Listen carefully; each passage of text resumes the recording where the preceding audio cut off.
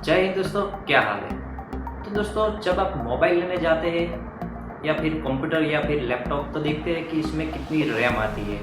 2 GB है, 4 GB है, 6 GB है या फिर 8 GB है। तो भाई ये रैम है क्या, किस तरीके से काम करती है और आज के समय में हमारे लिए कितनी रैम इनफ है, देखेंगे इस वीडियो में। तो दोस्तों, मैं हूं मुकेश वाघेला, आप देख रहे हैं टेक कैफे। Let's start. तो दोस्तों, रैम होती क्या है? तो रैम का फुल फॉर्म होता है रैंडम एक्सेस मेमोरी, मतलब कि ऐसी मेमोरी जिसे रैंडमली एक्सेस किया जाता हो, मतलब कि यूज किया जाता हो, जब जब जरूरत पड़े तब तब यूज किया जाता हो। तो इससे तो कुछ इसका मतलब पता नहीं चलेगा। तो चलो मैं आपको एक एग्जांपल देता हूँ। मान लीजिए कि आप एक कमरे में बैठ के पढ़ाई कर रहे हैं, टेबल और चेयर लगा के। तो फिर आप एक सब्जेक्ट को पढ़ रहे हैं, फिर एक ऐसा क्वेश्चन आ जाता है या फिर कुछ ऐसा एग्जाम्पल आ जाता है जिसके लिए आपको दूसरी बुक्स की ज़रूरत होती है। तो फिर आप क्या करेंगे? उठकर जाएंगे, अलमारी में से वो बुक लेकर आएंगे। फिर थोड़ी देर बाद क्या होगा कि आपको लगेगा चलो भाई अब दूसरा सब्जेक्ट पढ़ लेता हूँ। तो फिर आप उठेंगे, दूसरा सब्जेक्ट की बुक लाएंगे और फिर टेबल पे रख के पढ़ने लगेंगे। थोड़ी देर आप पढ़ेंगे, फिर आपको लगेगा भाई अब मैं बोर हो चुका हूँ, मुझे क्या करना है, मूवी देखना है। तो फिर आप क्या करेंगे? फिर से उठेंगे, लैपटॉप लाएंगे, टेबल पे रखेंगे और फिर मूवी देखेंगे। तो भाई अगर आपका टेबल बड़ा होगा तो आप क्या करेंगे? पहले से ही सब बुक्स वहाँ पे रख देंगे, लैपटॉप्स भी रख देंगे। तो फिर जब आपको पढ़ना होगा तब आप पढ़ाई करेंगे अलग अलग सब्जेक्ट्स की, और जब आपको मूवी देखना होगा तब आप मूवीज़ देखेंगे। फिर क्या करेंगे? सारी पढ़ाई खत्म हो गई, मूवी देखनी पूरी हो गई, तो आप क्या करेंगे? सभी चीज़ों को अपनी अपनी जगह पे रख देंगे। मतलब कि यदि आपका टेबल बड़ा होगा तो आप जब जब जरूरत पड़े तब तब किसी भी चीज़ को उठा लेंगे और आसानी से अपना काम कर पाएंगे। दोस्तों, रैम भी हमारे कंप्यूटर और मोबाइल में इसी तरह से काम करता है। तो मान लीजिए कि जो आपने वो अलमारी है वो आपका इंटरनल मेमोरी है या फिर SD कार्ड है या फिर हार्ड डिस्क है, और जो आपका टेबल है वो आपका रैम है।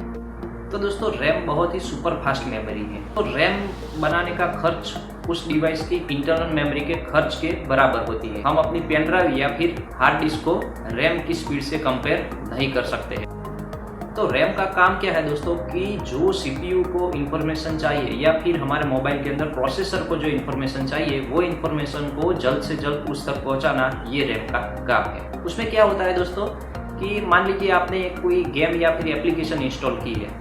मान लीजिए कि अभी जो हमारे यंगस्टर्स खेल रहे हैं वो PUBG या फिर फ्री फायर इंस्टॉल की है, तो वो हमारी इंटरनल मेमोरी में सेव होगी, रैम में नहीं। गौर कीजिएगा, वो जब हम कोई एप्लीकेशन या फिर जो इंस्टॉल करते हैं वो रैम के अंदर स्टोर नहीं होती है, वो डिवाइस के इंटरनल मेमोरी के अंदर स्टोर होती है। फिर क्या होगा कि जब आप वो इंस्टॉल की हुई ऐप के ऊपर क्लिक करेंगे तो क्या होगा कि जो एप्लीकेशन है वो इंटरनल मेमोरी से उठकर रैम में चली जाएगी, बिकॉज वो CPU से जल्द इंफॉर्मेशन का इंटरचेंज कर सके। मान लीजिए दोस्तों कि आपने अपने पुराने मोबाइल या फिर पुराने कंप्यूटर के अंदर कोई एप्लीकेशन, 2-3 एप्लीकेशन खुली हुई है। फिर आप क्या करेंगे? उसके अलावा और एक एप्लीकेशन खोलेंगे, तो फिर क्या होगा? रैम पूरी भर जाएगी। तो रैम क्या करेगी? आपने जो लास्ट में खोली थी ना जो एप्लीकेशन, उसमें से 1 या 2 जितनी मेमोरी की जरूरत होगी उसे निकाल देगी। और फिर क्या होगा? जब आप उस एप्लीकेशन को खोलेंगे जो रैम ने निकाल दिया है, तो उसके लिए थोड़ा लोड होने में टाइम लगेगा, क्योंकि रैम ने तो उसको निकाल दिया था, तो फिर उसको फिर से लोड करना पड़ेगा। इसलिए हम कहते हैं कि ज़्यादा रैम ज़रूरी होती है, मल्टीटास्किंग के लिए ज़्यादा रैम ज़रूरी होती है। जैसे कि हमने एग्जाम्पल में देखा कि वो टेबल वाला एग्जाम्पल, कि जैसे बड़ा टेबल होगा तो आप ज़्यादा बुक्स रख पाएंगे। ऐसे यदि आपकी रैम ज़्यादा होगी तो आप एक से ज़्यादा काफ़ी 1, 2, 3 फिर 5, 10 या 15-20 एप्लीकेशन उसमें लोड की जा सकती है। तो आप क्या करेंगे? उस 15-20 में से कोई भी एप्लीकेशन खोलेंगे तो जल्दी से वो खुल जाएगा, कुछ टाइम नहीं लगेगा। तो ज़्यादा रैम होने की वजह से हम एक से ज़्यादा 15, 20, 25 जिस तरह की हमारी रैम की कैपेसिटी है उस तरीके से हम अपनी एप्लीकेशन जल्दी से जल्दी खोल पाएंगे। तो अगली बात करते हैं दोस्तों कि आज के टाइम पे कितनी रैम ज़रूरी होती है। तो दोस्तों, मैं ऐसा कहूँगा कि आज के समय के अंदर मिनिमम आपको 3 या 4 GB की रैम ज़रूरी होती है। इससे कम होगी तो कुछ टेंशन लेने की बात नहीं है दोस्तों, लेकिन कहीं ना कहीं आपको कुछ ना कुछ थोड़ी दिक्कत का ज़रूर सामना करना पड़ेगा। क्योंकि दोस्तों आप सभी जानते हैं कि अभी जो नई नई एप्लीकेशन आ रही है उसमें ज़्यादा अच्छे फीचर्स आ रहे हैं। उस फीचर्स की वजह से क्या होता है कि ऐप अपडेट होने के बाद उसकी साइज़ बढ़ जाती है। तो आप यदि ज़्यादा रैम इस्तेमाल कर रहे होगे तो फिर आपको मल्टीटास्किंग करना इजी रहेगा। इसलिए आज के समय के अंदर मिनिमम मैं कहता हूँ कि 3 या फिर 4 GB रैम तो हमें चाहिए। जैसे कि हम एग्जांपल ले लें कि भाई फेसबुक को स्टार्ट होने में 300 MB रैम की ज़रूरत होती है। जैसे और बात करें कि जो भाई इंस्टा होता है या फिर पबजी गेम या फिर फ्री फायर गेम, उसको लोड होने में ज़्यादा मेमोरी लगती है, क्योंकि आजकल जो नई नई एप्लीकेशंस आ रही है उसमें नए फीचर्स के कारण उसका साइज बढ़ रहा है। तो इसी कारण जितनी रैम ज़्यादा हो सके वो हमारे लिए फ़ायदेमंद हो सके। फिर दोस्तों कुछ मोबाइल में रैम 6 GB या फिर 8 GB आती है, तो क्या इतनी ज़रूरी है? तो भाई ज़रूरी नहीं है, लेकिन हमारे फ्यूचर के लिए अच्छी बात है। क्योंकि हमने अभी कहा कि भाई जैसे जैसे समय बढ़ रहा है वैसे एप्लीकेशन की साइज़ बढ़ रही है, और आप सब जानते हैं कि मोबाइल की जो रैम होती है उसे रिप्लेस नहीं किया जा सकता है। जैसे कि हमने इंटरनल मेमोरी में SD कार्ड लगा दिया और मोबाइल की इंटरनल मेमोरी अपग्रेड कर दी, वैसे रैम में नहीं होता है।